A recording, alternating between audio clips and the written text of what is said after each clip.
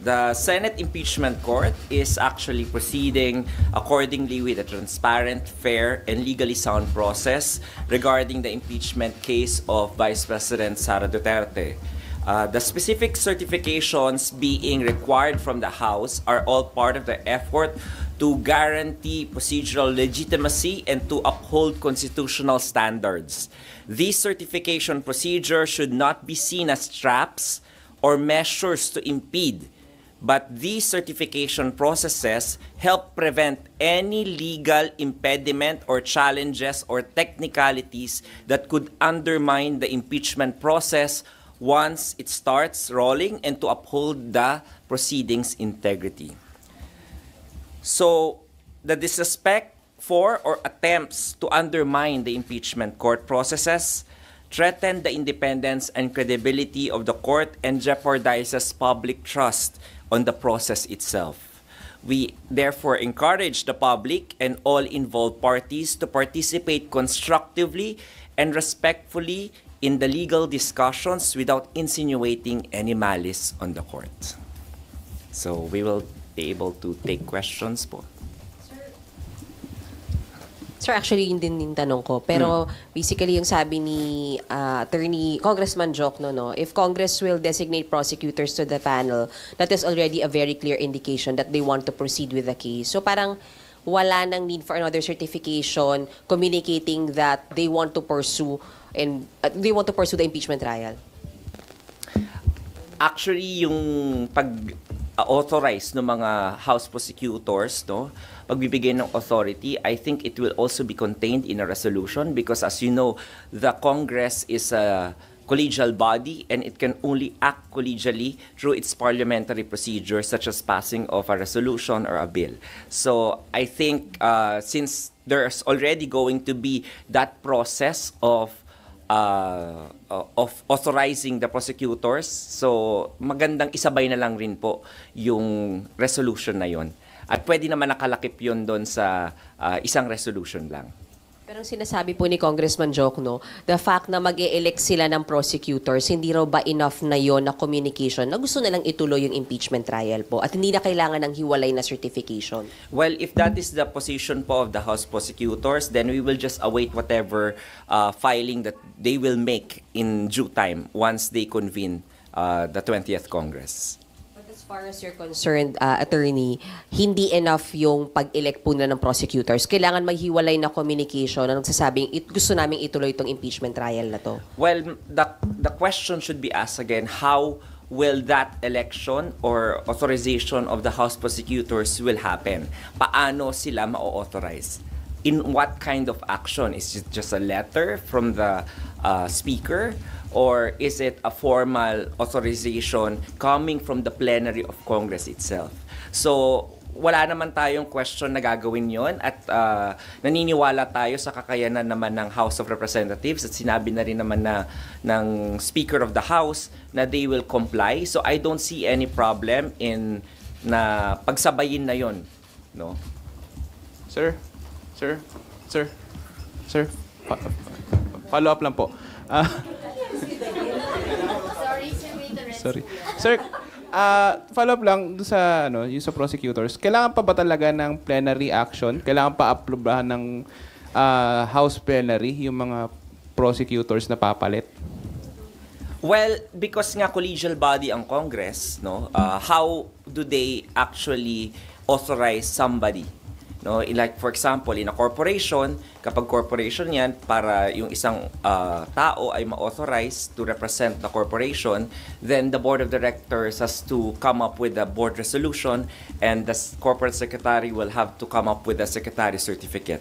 So, in any collegial body, ganun po may memorialize yung authority to be given to any person. So, as a collegial body, Congress as a collegial body is expected to also do the same.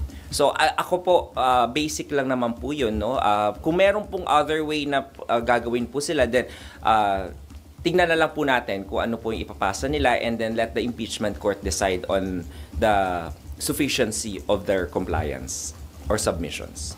Sir, si Senator Risa Ontiveros po parang nananawagan na kailangan na pong manumpa na raw yung mga bagong senador sa 20th Congress. Maybe get your comment lang. Highlight lang po natin no, na as of today po, 6 out of the 11 major steps outlined in the procedural framework or that accounts for 55% of the entire process has already been accomplished by the impeachment court. Kung makikita nyo rin po doon, no, sa proseso na yon, nandoon yung pag-swear in ng ating mga senator judges. So, yung call po for swearing in of the senator judges will need to depend on the existence of a presiding officer or a Senate president.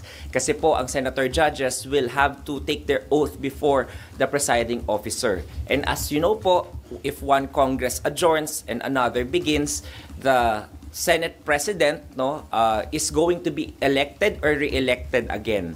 So, kailangan po natin hintayin kung kanino pong manunumpa.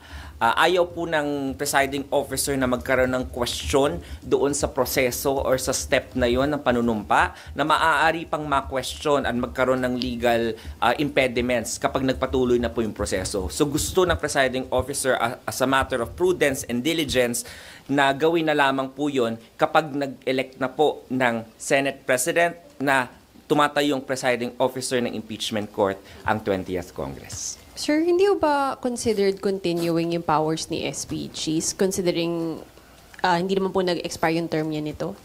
And that's one school of thought, no? Tama yung school of thought na yan. And there is another school of thought na hindi rin continuing kasi nga may adjournment nga, no? And if you see the parliamentary processes doon sa rules ng Senate as legislative body, gano'n na nangyayari sa first day nag-e-elect sila ng Senate President or kino-confirm nila yung election nung nakaupong Senate President. So because of that procedure in the Senate rules, then there might also be another school of thought who would say otherwise, contrary to your school of thought. So yun yung ayaw na nating mapagdebatehan pa pagdating ng convening on July 29. Kasi gusto na nating kung ano na lang yung mga urgent matters na nakahain, katulad ng pag-join ng issues already na sinasabi din ni Congresswoman De Lima, no, na-joined na yung issues. So, dahil joined na yung issues, then the impeachment court can already proceed and act accordingly based on the next steps in the process. Sir, so the earliest that the new senator judges can take oath ay July 29, sir, after maka-elect ng July 28, whether or not sa SPGs yun? Tama po, kasi alam na po naman natin na yung July 28 is just a ceremonial opening of Congress. Medyo busy yung mga senator judges doon at saka yung ating House din. So, only after that maaaring mangyari yon. Sir, medyo clarify ko lang to. Ibig sabihin, sir, balik ako yung sa certification po to proceed, kailangan nilang isubmit plus yung authorization ng bagong mga prosecutors? Ano po? Yes. Because so correct. Dalawang compliance po, sir? Yung sa House Prosecute, sabi ko nga, pwede na siguro nilang isabay yun dahil gagawin na rin naman nila isang proseso. So, as a matter of efficiency, then the House may elect whatever they want to do on how to comply with those two processes. Kasi nga yung authority rin ng House Prosecutors ng 19th Congress has already ended when the 19th Congress adjourned. So there needs to be another authorization from the 20th Congress of the new set of House Prosecutors. Attorney, how will you explain the impeachment court being a continuing body outside of legislative matters and processes when in fact it again requires plenary action para po doon sa pag-reconvene ng court and pag-oath po ng mga senators, senator judges? Because nakasalalay po yung presiding officer doon sa kung sino yung magiging Senate President. Yun lang yung sagot doon, no? Kung walang ganong proseso, then baka tama rin yung school of thought mo na dapat magpatuloy. Pero kung may mga magsasabi rin sa iyo na school of thought na baka hindi. So para hindi na lang ma-question yun, due diligence and prudence requires the presiding officer not to anymore overstep no? So that his actions will not be questioned. Kaya kung makikita nyo po ang galaw ng Senate President o ng presiding officer mula Pebrero, napakaingat. Kasi nga, lagi nga sinasabi dito, since February, ayaw niya na ng legal hurdles na maiakyat pa sa Supreme Court, etc. Kasi para gusto nating tuloy-tuloy na lang. Pero Attorney, does that contradict yung perceived na concept that the impeachment court is independent from the legislative process? That is a good legal theory. Again, hindi natin alam because this is the first time in history na magkakaroon ng crossover o yung proseso mula sa 90th to 20th Congress. So, hindi alam natin kung ano talaga yung sagot dyan sa katanungan mo. Pero kung titingnan mo, we would rather err on the side of safety rather than on the side of questions and doubts. To clarify, right now, walang powers si SP bilang presiding officer of the impeachment court? That is one school of thought na kino-consider rin ni presiding officer. Another school of thought nga, yung meron pa rin na continuing body. So because of the precarious situation na kailangan mag-elect ang 20th Congress, so iniisip na lang ni SP para wala ng legal question, then wag na muna. Hintayin na lang natin yung 20th Congress na maipanganak at mag-convene. So, bali, yung stand po ng impeachment court sa ngayon, wala dun sa dalawang yun? Hindi po namimili yung impeachment court dun sa dalawang schools of thought for now? More of doon sa school of thought na base sa Senate rules nga, no, consistent with the Senate rules as a legislative body, it is trying to balance that. At dahil nga kailangan mag-elect ng Senate President, malamang yung presiding officer din mawawalan ng kapangyarihan. So yun. So it is the safest position as of now because it has a basis in the Senate legislative rules.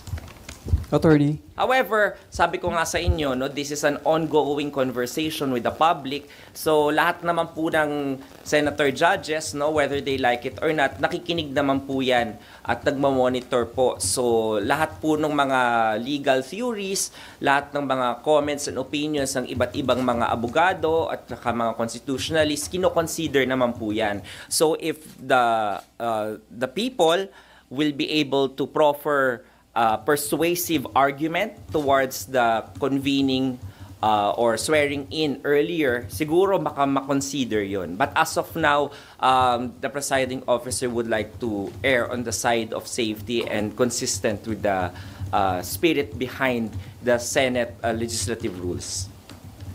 Attorney, following your arguments on Dexter po, dun sa pag-require din sa House of Representatives, hindi ba imperative din sa impeachment court to issue na panibagong summon dahil nasa 20th Congress na sila at 19th Congress yun na napadala ng summon sa Vice President? Kung makikita niyo po yung galaw po ng yung galaw po ng impeachment court ay patuloy. So kung medyo may pagdududa ba kayo kung continuing body ba o hindi, the position taken is it is actually a continuing body kasi nga may summons po and we recognize the submissions from the previous Congress. However, meron pa nga pong mga question kung sino po ba yung presiding officer ngayon? Si Senate President pa ba? Dahil nag-adjourn na yung 19th Congress? Or patuloy pa rin ba siya? So on that question alone, mako-connect mo yung summons na yan. Kung makikita niyo yung summons ni Vice President Sara Duterte, nakalagay doon na sagutin niya yung articles of impeachment. Pero isa rin sa nakapaloob sa summons usually ay mag-appear yung nasasakdal before the impeachment court. And when you look at the body or the wording of the summons, walang nakalagay na specific date doon at a set date and time na isi-set ng impeachment court. So, ngayon, sa next step natin, makikita yung step 7, appearance of the Vice President Duterte. Paano ngayon malalaman ni Vice President Duterte na kailangan niya mag-appear? Kung 29 ba siya? 30 ba siya mag-a-appear? Hindi nga alam eh. So, malamang sa malamang, isa po yan sa gagawin po ng impeachment court kapag nag-convene na po ito ng sa susunod na session nito. So, Ang issue po for the Vice President to appear at a certain date and time. So makakapaglabas lang po ng bagong calendar kapag Tama po. nakapag-convene. Kapag nakapag-convene na po. At saka kapag naka-comply na po. Kasi naka-hinge po yung convening ng impeachment court doon din po sa certification from the House of Representatives. So, attorney, ibig sabihin po, dependent pa rin po yung calendar ng impeachment trial sa schedule po ng mga legislative processes? Like po sa 28-29 yung start po ng sessions? Hindi ko magets yung yung tanong. Kung dependent pa rin po yung schedule ng calendar trial dun sa magiging schedule po ng mga sessions sa legislative processes basically kasi sa 28 pa po mag-resume yung or mag-start po yung mga sessions. So nakadepende ito po doon kung kailan po siya. Lagi yung tatandaan, dalawang hats ang sinusuot ng Senado. So kapag nagkaroon ng plenary session sa 29, then maaaring magkaroon doon ng pag-uusap.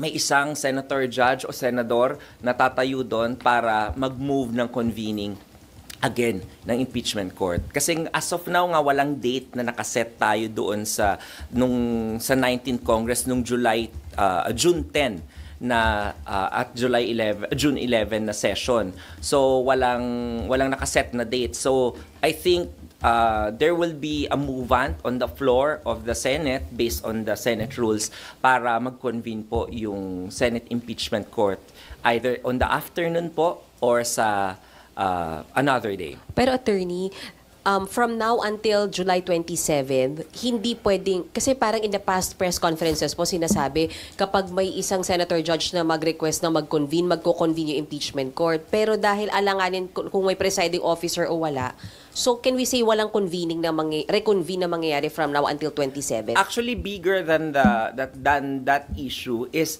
the compliance. Kung makikita nyo po, yung order po ng impeachment court nung June 10 ay conditional po yung pag-set ulit po ng convening doon sa compliance po ng House of Representatives doon sa second order. At saka yung sinasabi ni Presiding Officer and Senate President na hindi po sila pwede mag-convene kung wala pa pong communication from the House kung sino yung House prosecutors. Kasi gusto po nila na magkaroon na ng appearances doon yung House prosecutors at yung defense. Kaya po, hinihintay po ng impeachment court as a condition sine qua non na ma-comply po ng House po yun.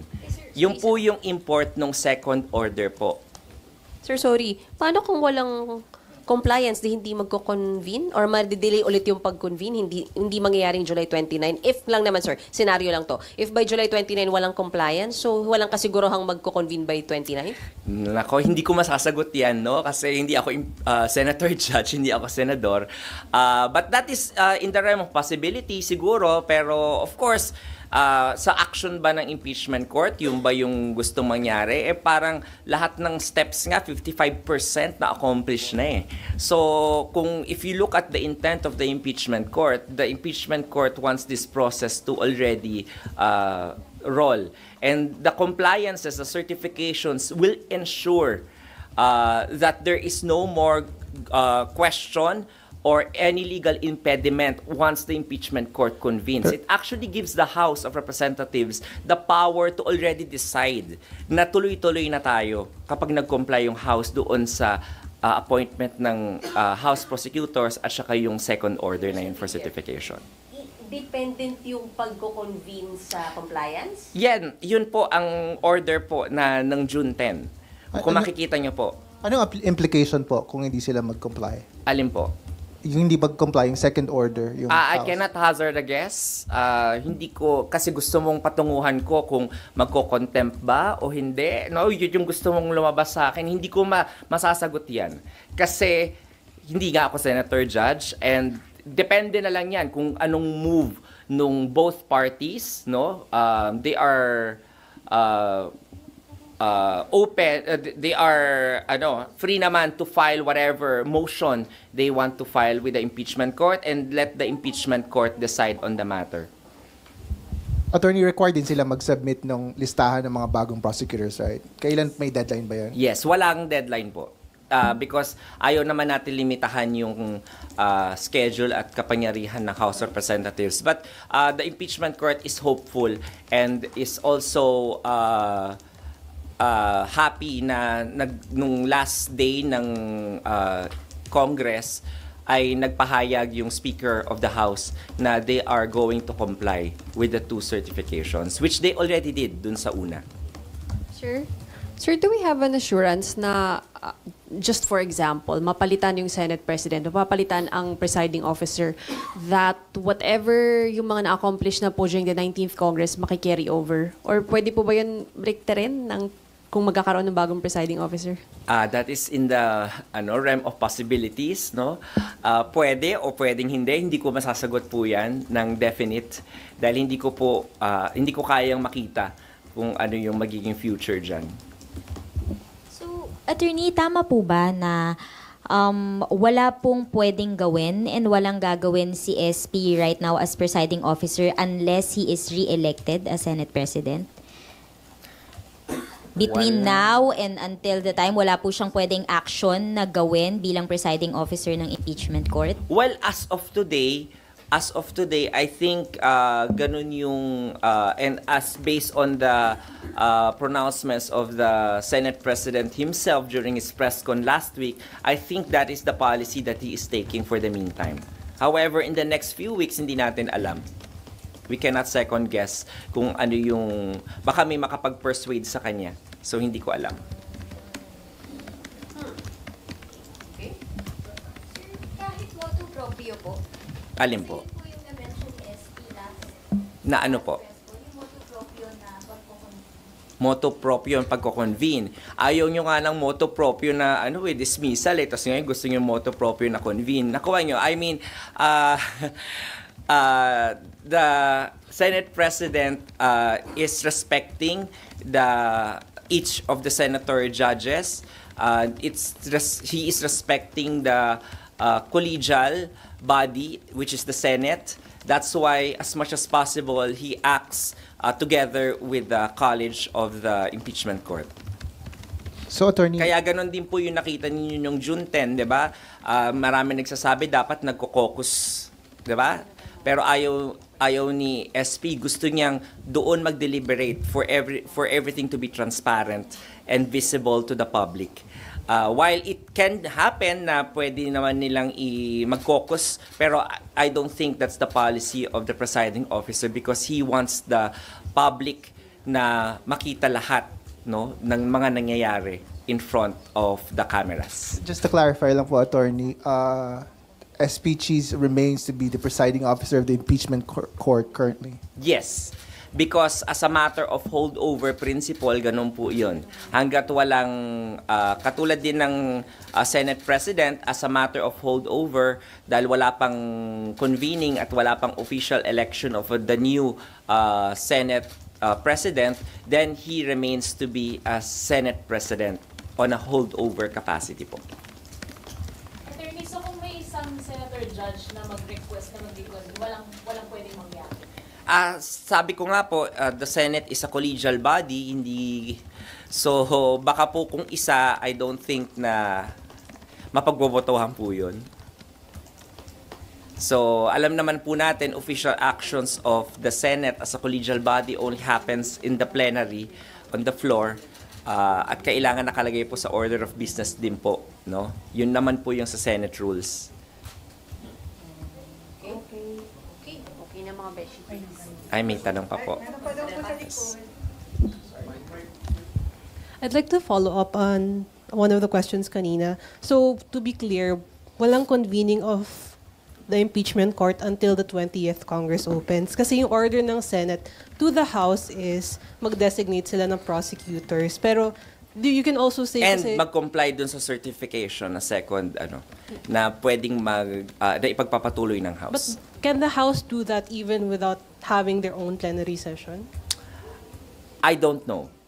You have to ask the House about it. No, I don't know how they will do it. I don't know what's their action going to be. However, for the meantime na nagwe-wait po tayo, no, ng any action, hindi naman po sinabi yun na tumitigil po ang proseso. Kasi pwede naman pong aralin na ng magkabilang panig ng mga litigants yung kanilang mga modes of discovery. Pwede naman pong mag-avail na sila nun, mag-send ng written interrogatories para mapatawag yung adverse party witness. So, dapat yun po yung pinaghahandaan. And I think those things can be filed even before the convening of the impeachment court. Kasi po, para pagdating po ng convening on the 29th onwards, ay matakal na po kagad yun. So, yun yung kailangan na mangyari po. Sabi ko nga po, ang impeachment court po passive. Maghihintay lang po yan sa submissions ng both parties. So ngayon po, the active participation of the litigants should be the one that is encouraged. Sorry sir, kasi it is just now that we are hearing na yung powers po ni SP as presiding officer ay basically wala po muna unless ma-re-elect siya. Is it a new position, a Hindi new po, stance? hindi yan yung position, hindi yung walang power, no? Well, hindi ko sinasabing walang power. Ang sinasabi ko nga po may power, may holdover capacity nga po. Pero nga maaaring ma-question siya na bakit ka bakit ka nagsuswear in? Diba? Nakalagay sa rules natin, mag-e-elect muna tayo ng Senate President. Okay. So ayaw niyang mangyari yun na ma-question siya. And since wala pa rin naman yung compliance, kahit mag-swear in yung mga judges ngayon, wala rin namang mangyayari. Kasi wala namang convening pa ng impeachment court. Kasi nga, we have to wait for the certification or the compliance to the second order of the impeachment court bago po mag-convene yung impeachment court. Attorney, what So, if... ang So ginagawa it's a po matter ngayon of is being pragmatic. erring on the side of caution talaga. Correct. Is that a parang bagong stance or pronouncement po ni SP? I mean, kailan po ba niya ito ibinaba? I think he has always been consistent since February. That's why nung sinasabi ninyo na i-convene yung impeachment court habang naka-recess yung Senate, hindi naman ginawa ni Senate President yun because he was erring on the side of caution. Anong sinasabi niya paulit-ulit dito sa sa press con niya? Sinasabi niya, 'di ba, ayaw niyang ma-question at umabot pa, magkaroon pa ng another case for prohibition sa Supreme Court. Nakuha niyo? Kaya nga ganun yung nangyaring dates And he was crucified for it because of him erring on the side of caution. Diba? So, Attorney, what So, ganun po. what if makapag-comply ang House dun sa second requirement bago mag-open ang session, regular session? 20th Congress po So, paano po sila magko-comply? So, I don't know kung paano po sila magko-comply without convening the 20th Congress. So, maybe you can ask the House po how they will be able to do that. Okay na guys. Thank you sir. Okay kami. Salamat. Thank you, sir. Thank you. Marami na kayong soundbite.